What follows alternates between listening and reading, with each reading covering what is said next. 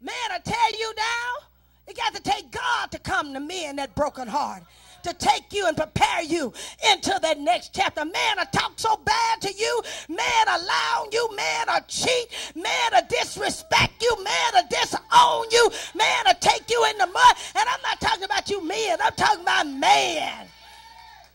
There's neither male nor female in Christ Jesus. So I'm just saying, man. They'll take you somewhere you don't want to go, and it take God to bring you back, to put you back on track. Man, I talk about you. Man, I put you in such a hole. Can't nobody bring you out but God. Words are powerful, but I want you to know going into the next chapter of your life, you got to rise above the situation and the circumstance, and you got to know who you are in Christ. You got to go decreeing and declaring, I am the righteousness of God. I am. Elijah was getting ready to go to another phase of his life. When Elijah ran from Jezebel, he went and sit up under that Jupiter tree, and he just got comfortable there. He didn't want to go, but God sent a gourd there and began to eat that thing and made the sun to shine down on his head. God was saying, Elijah, you can't stay here. I got more chapters in your life to be fulfilled that other people may see it. And one day the point, God had him to stay on the mountain, or even where the raven would come and feed him. God said, I'm going to sustain a widow woman in your next chapter of your life. That you can stay here right now in chapter 50, but I'm getting ready to move you in chapter 51, Elijah. You can't be afraid. You're going to have to move.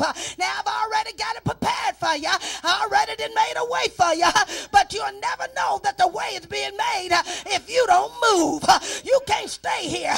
You got to move, Elijah. So Elijah moved, and he went to the woman, the widow woman that God had sustained. Would you fight? Were bitter. Because in that chapter of her life, her son, her husband had died.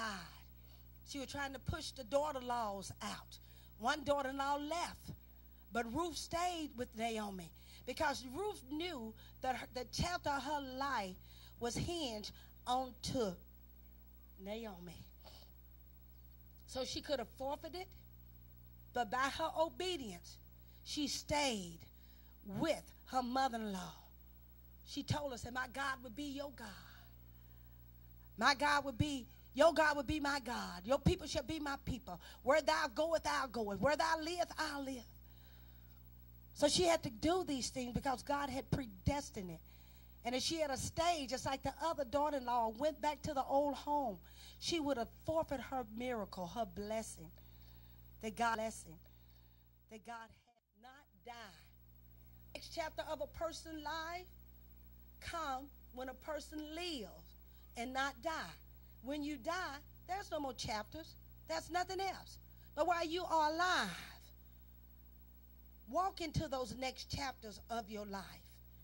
The next chapter of a person's life means next period of sequences of events of a person's life of awesome transition. Somebody holler transition. Come on, just like you mean it. That's the next chapter, a period in your life. That's sequences of events in a person's life of awesome transition.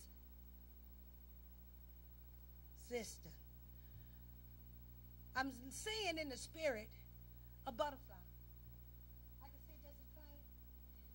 If the butterfly wanted to stay on the tree, he could have stayed that cocoon. He could have continued to stay crawling as a caterpillar on the ground. But there was a transformation took place in that caterpillar. God's trying to change you. There's a transition. God's trying to change you from one point of your life into another. Sometimes it don't feel good. And I'm sure that that butterfly had to stay on that tree through the storms, through the cold, through the hot. But look at the end result, what it turned out to be. Out where I live, out on Windy City, further out, there's a field. and I didn't understand it. White butterflies. I don't know what they are, Eric, but little bitty white butterflies. They're everywhere. They are bloomed and blossom out. And every time I go that way, they'll fly up to my window, even just fly away.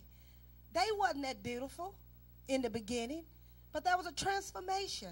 Your next chapter may seem, or the chapter you in, seem like it's no beauty in it, but baby, get the moving.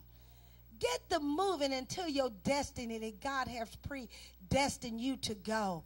And see the transition, see the transformation, and see the transformation. And I have to tell I am loved by God. A lot of times people want to be accepted. And the reason why they can't come out of one chapter into another, because you wanted to be accepted. You may not have been accepted in chapter 62, me. But my God, I'm going in chapter 63 declaring and decreeing I am accepted. God accepts me. Jesus accepts me for who I am.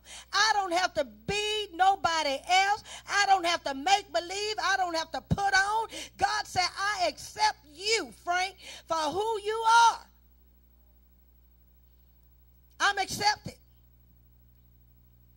I'm going and continue to decree in this 63 years of my life that I am a child of God. I don't care what the devil says. I don't care what my mama say, my grandmama, my papa, my brothers, my sister, my children. I know that I am a child of God. He have called me. He has set his seal upon me. I belong to God. It's very important that you belong. But it's more important that you belong to the truth. That you belong to the truth. It's going to be filled. That you've been chosen of God. Go into the next chapter knowing that you're holy and you're dearly beloved. That you've been established, you've been anointed, and you've been sealed by God. And God have not given you the spirit of fear coming into this next chapter, but love, power, and a sound mind. I thank God that God's word in me helped me to do the things he wants me to do.